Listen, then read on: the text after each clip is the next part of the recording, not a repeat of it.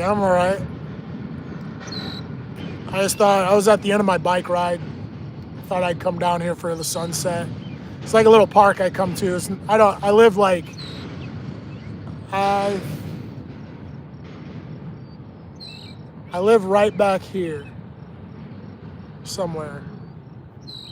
Yeah, right back there. So I come down to this little park at night sometimes, or it's not really that far.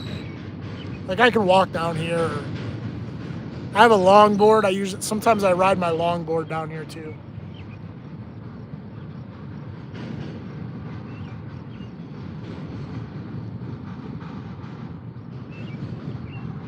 But I was at the end of my bike ride. I thought I'd just catch the sunset and just chill out for a minute. I don't know what I'm going to do tonight.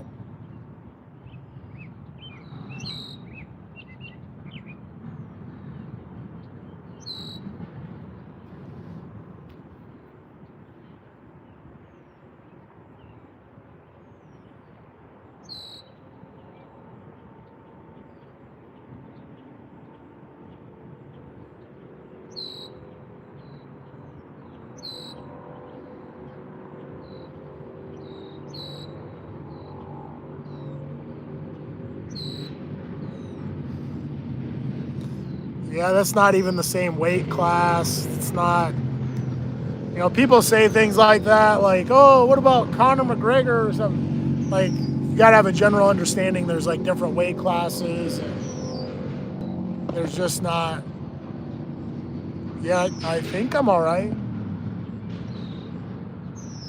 But, I understand that there's a lot of great athletes out there, but I have no business challenging anybody or doing anything like that. I'm really far removed from MMA. I haven't really done much with it in a long time. Yeah, I try to tell people that I don't have any hang-ups with like competing or training people or training myself. It's just there just came a point where it didn't make sense anymore. Like there wasn't enough money. Like it's got to be equal pay for what I'm doing. Again, if it's thumb wrestling, there's just got to be equal pay for whatever I'm getting ready for. You'd be surprised at how much like some of these low-level fighters, they're not making any money. The amount of money that they're making, they could work a job, they could work for 3 or 4 months and probably make 6 times what they're going to make in their first 2 or maybe even 3 pro matches. Without sponsorship, without people helping them, you can't do it.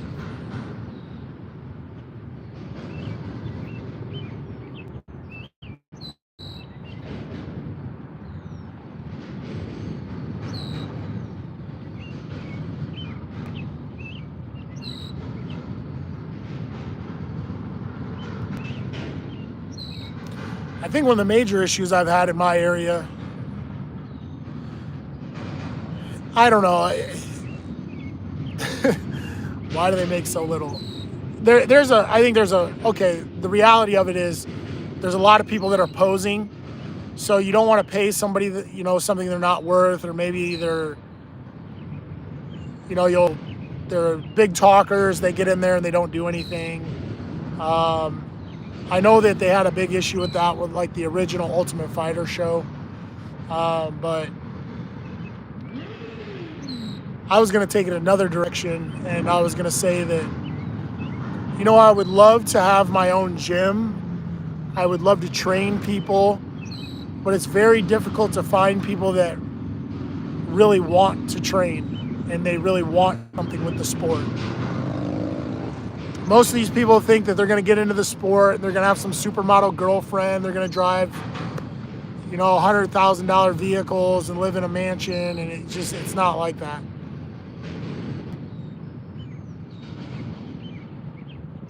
There's more to be made now, I think, than ever. Like, as I know guys that are amateurs and they make a little money, but I started in like 2002 or something like that. I think I didn't make any money. I didn't make anything at all. Not as an amateur. I think maybe my first pro fight, I might have made like $500 or something. And all that, I mean, we were doing it for fun. We weren't doing it for money. It might be kind of a shocker to some people, but we weren't, when I started, we weren't doing it for money. We were doing it for fun for the most part.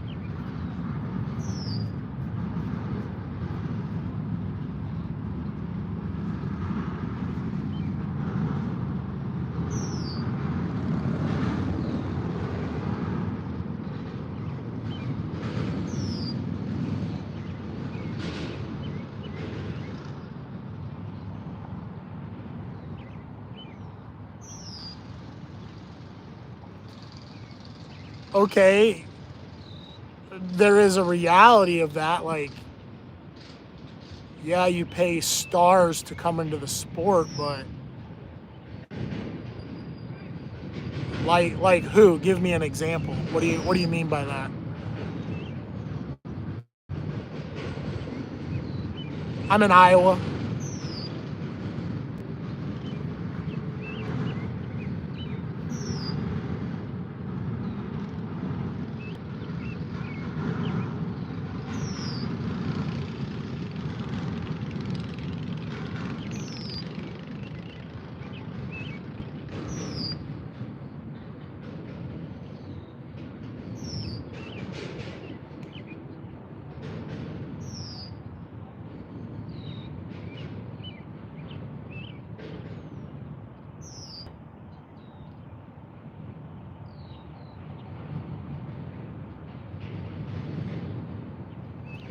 I've always liked Iowa. It's where I live is changing. I always say we have it's a little big town. So it's a little town trying to be big. The thing I think I can respect the most about our town is we don't have big city problems. I mean, we have some problems, but not like highly populated areas. I think the main things I would be concerned about are kids. So this isn't a place, you can tell your kid, hey, you can ride your bike to the grocery store and back. Where I know there's a lot of people that wouldn't do that in a highly populated area. Like ever since I was a kid, we'd run around all day by ourselves. You might run into a weirdo here or there, but as long as you had a friend with you or something, you were all right. I mean, so I can respect that. Like, there's a lot of people that I'm not this way, but there are some of those people that live here. They don't believe in locking their doors. Like, they won't lock their front and back door. Some people can get away with that. I wouldn't do it, but some people can.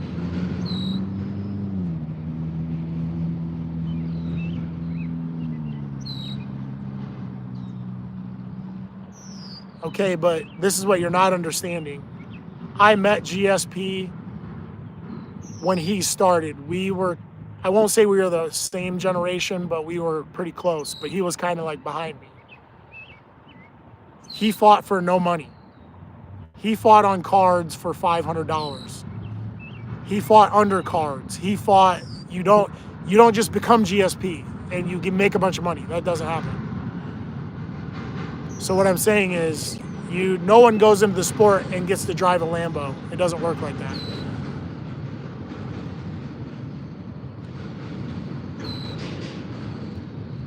If anything, I could admit that I was very fortunate.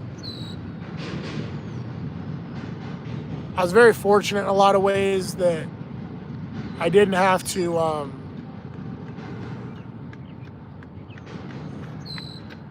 I didn't really ever have to fight on any major undercards. All my matches were usually against high-level guys and we're usually within like the first, or I shouldn't say the first, would be like, I was usually in the top maybe half of the bracket. So if there was 12 major fights that night, I was in the top 6. So I always fought pre-main events, close to main events. I usually fought high-level guys most of my career.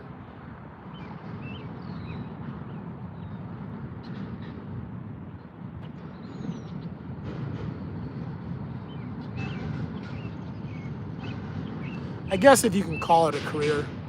I kind of don't call everybody else would say career, so I use the word career, but I never really considered it a career. It was just something I did to live my life.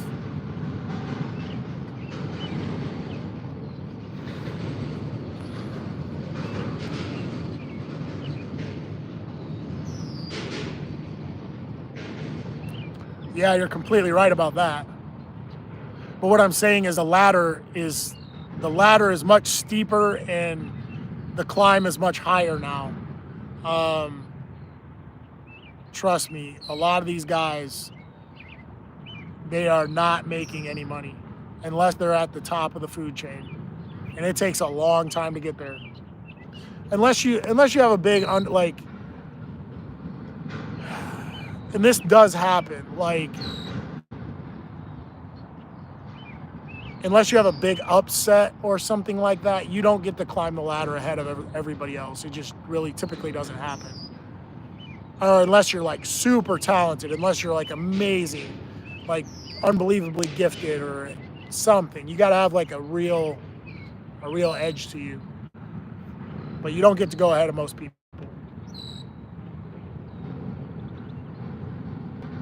And that's why I'm saying I've always been very fortunate.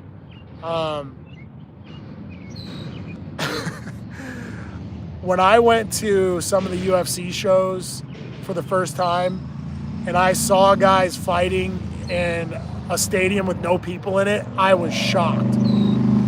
Or like when I saw guys fighting at events, like major TV events, with no one in the room except for like producers and their cornermen and a referee, and there was like nobody there and it was all for TV. I was shocked. I couldn't have done that. I don't think I could have done that.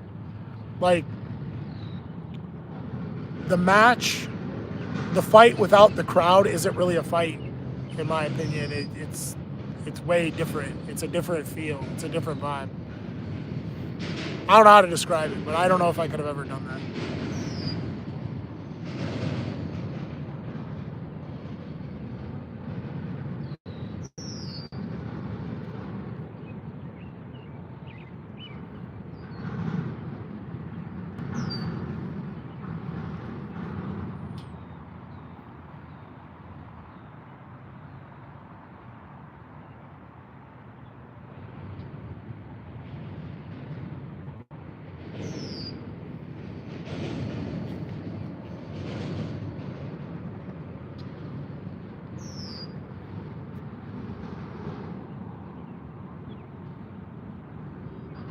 Yeah, it doesn't. That makes it even more interesting. Like, yeah, the sport was really raw. There was like almost next to no rules. When I started, you brought your own equipment to matches. Like, nobody had standardized gloves. Every match you had different size gloves. When I started out, you didn't even have to wear gloves. The only thing they made you wear was a mouthpiece. You didn't have to wear a cup. You didn't have to do anything. I came in where they were just establishing rules and things like that. But I guess some of the statements you're making or some of the things you're suggesting, I'm not really sure where you're coming from. Like, no one gets to step into the sport and just make $1 million. It doesn't happen. It doesn't matter if the sport is established or not. The more established the sport is, the less money you're going to make at an entry level. So I'm not really sure where you're going with that. That's like me wanting to play pro football. And they're like, well, what college did you go to? I'm like, I didn't. Would you play in high school? No, I didn't. Well, what makes you think you're going to play pro football? Where when I started out, guys didn't have any fight experience at all. They could get a match. They could find matches. It was unbelievable. And most of the guys lied about all the things that they like. They said they were black belts, they said they were wrestlers, and they said they were certain athletes, and they weren't. They lied about everything. There was no testing. There was no blood testing. There was no drug testing. When I started out, I think the only thing that I'll say that when I started out, that I was so thankful that they had established was they had just taken away headbutts, and they had kind of gone away from, they started to go away from vale tudo rules, which was the Brazilian style, which was just no rules. You could stomp.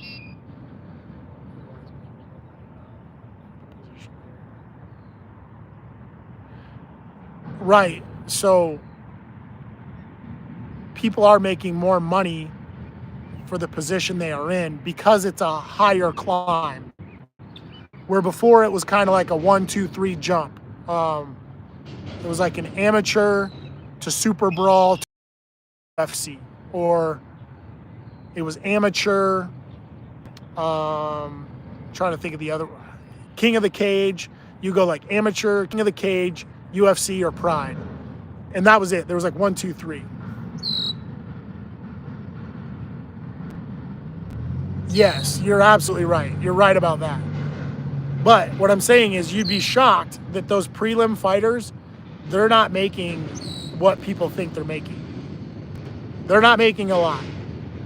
But you are right. They're making money. They're just not making, surprisingly, it's a low amount across the board is where I'm going with it. I'll tell you when I went to a couple WEC shows. When the UFC launched the WEC, I went to a couple of their shows because we had guys from our gym in that show. I could not believe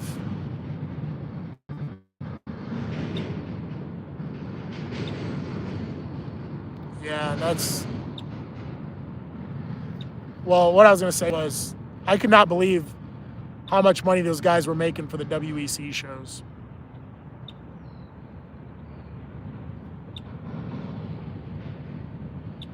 Yeah, I don't know about the gym payments and all that stuff.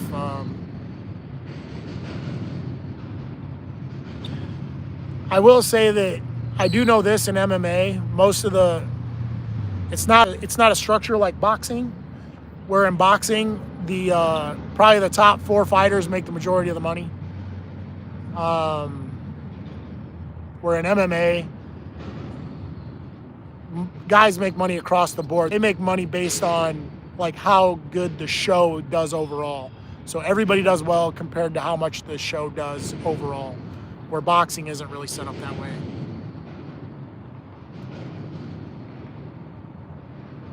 I will admit that the thing I miss the most is probably sponsorship. Sponsorship is really where it's at. Branding, any kind of branding, sponsorship, starting your own companies, things like that. When UFC took that away, that was kind of a big blow but I was kind of on the outs when that kind of came into play.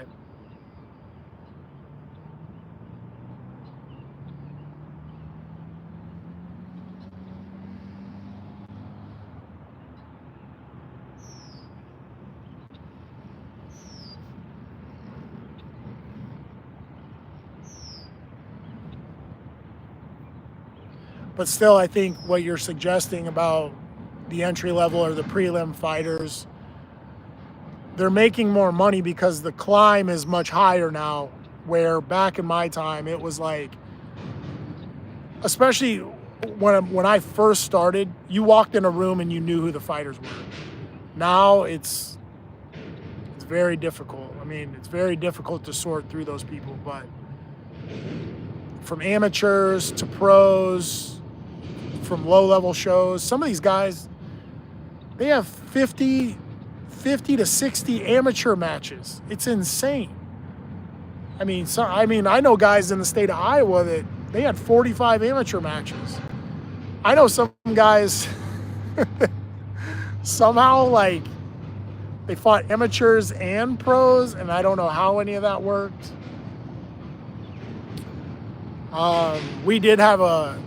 We had a nightclub here that had a octagon, and they would host fights. I knew guys with no amateur record at all that had like 50 fights and made money somehow with this nightclub. But those were the very raw days. That's like my early days of UFC. But that's, again, they were just establishing like the sanctions. They were just establishing the commissions. They were establishing all this stuff, and then finally they cracked down on these guys. But it was incredible.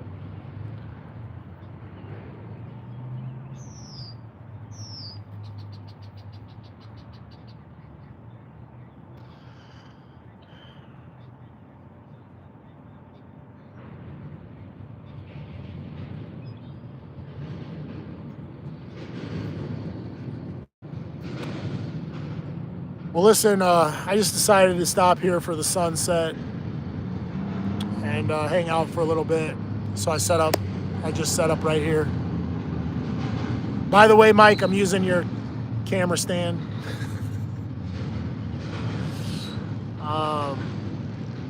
But I thought I'd set up here for a minute and just watch the sun go down. So I got a few things I got to do. I got to eat. That's one thing I got to do. Get some food in me and get a few things done. I might go live here. It's 8:45 here.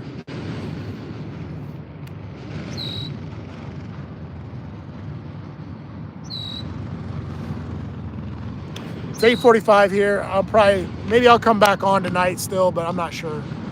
I got to see what I got to get done here at home. But all right, Mike, I will talk to you in a little bit.